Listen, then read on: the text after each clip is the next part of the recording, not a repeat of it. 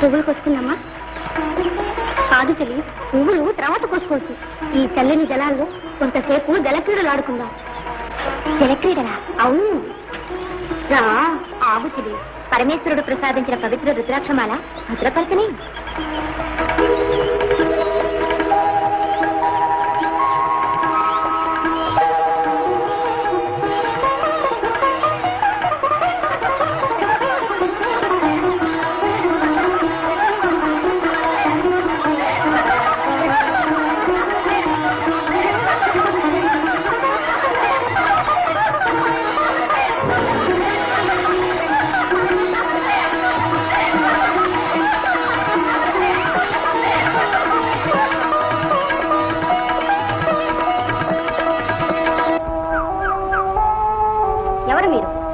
మేము అరుణకేశి మహాముని శిష్యులం. మహాముని శిష్యులయ్యుండి మగవుల జలక్రీడలు ఆడుతుంటే కళ్ళప్పగించి బుద్ధిహీనులా చూస్తారా? సరే, ఈ అపచారానికి మీరు బుద్ధిహీనులైపోండి.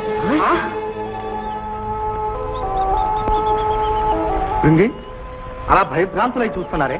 గురుదేవా, సమయానికి దయచేశారు. ఈ యువతి ఎవరో మమ్మల్ని నిష్కారణంగా చెప్పించింది. శాపమా? అవును స్వామి. ఈ మహారణ్యంలో మగువుల నవ్వులు వినిపిస్తే ఆశ్చర్యంగా చూడ్డానికి వచ్చి ఆమె మమ్మల్ని బుద్ధిహీనులు కమ్మని శపించింది. ఓహో, చిత్రలేఖ, గంధర్వ రాజకన్యనన్న గర్వంతో నీవు చేసిన పని ఇది? అమ్మా, దేవకాంతలు మానవుల కంట పడనేకూడదు. మీరు చేసిన తప్పులకు ఈ ఋషికుమారులకు ఆ శిక్ష. నిరపరాధులు, సత్యసంధులు, స్వార్థరహితులు, చలిచీమకైనా హాని చెయ్యని మహానుభావులు ముక్కు ముంచుకొని ఈ అరణ్యములో తపస్సు చేసుకునే వీరిని నిష్కారణముగా శపించాం.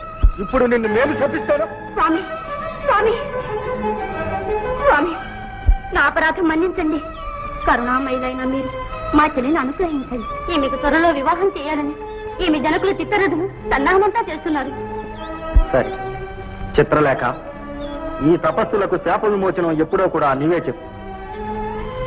మునీంద్ర, నా వివాహమైన వెంటనే ఈ మహర్షులు శాప విముక్తులగుదురుగాక. మంచిది.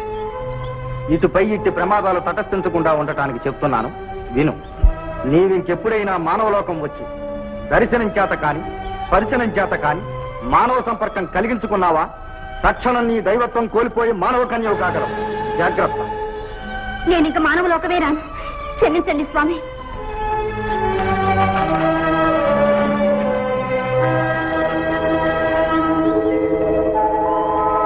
గురుదేవ, ఇక మా గతేం?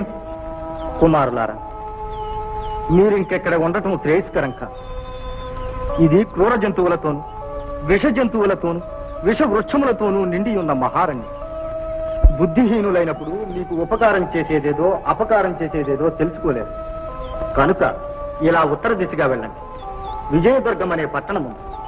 అక్కడ రాజగురువు పరమానందయ్య గారనే మహానుభావుడు ఉన్నారు. ఆయన పరమ దయాస్వరూపుడు. విద్యార్థులై ఆ పండితోత్తముని మీరు ఆశ్రయిస్తే ఆయన తప్పక మిమ్మల్ని ఆదరించగలరు.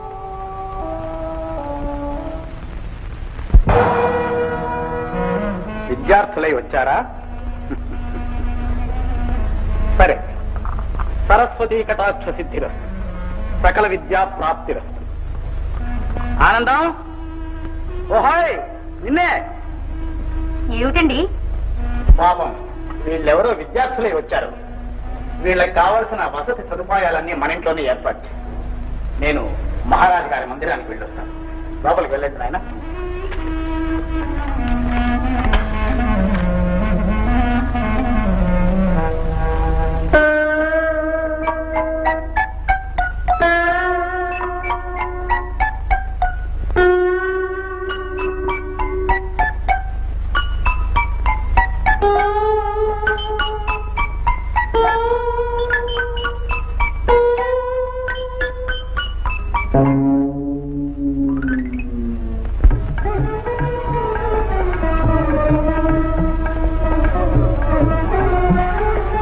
మహాదేవ మహాదేవ, సమయానికి వేయించేశారు.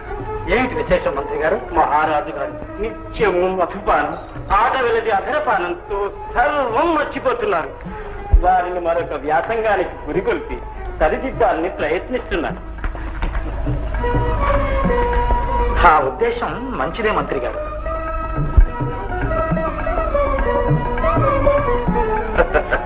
గురుదేవులకు ప్రణమాంజలి. ఇష్టకామ్యార్థ సిద్ధిరస్తు. మంత్రి గారు వర్తమానం చేశారు. సంప్రదించవలసిన రాత కార్యములు ఏమైనా ఉన్నవా?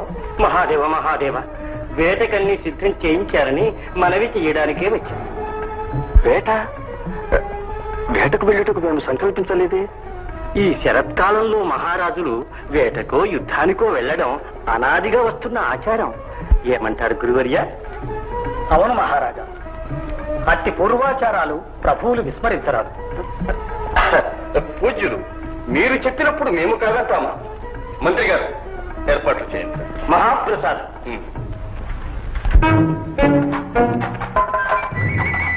మహారాజా, తమరు ఇక్కడే ఉండండి, నేను భటుతో వెళ్ళి అట్నుంచి తోపుకొస్తాను.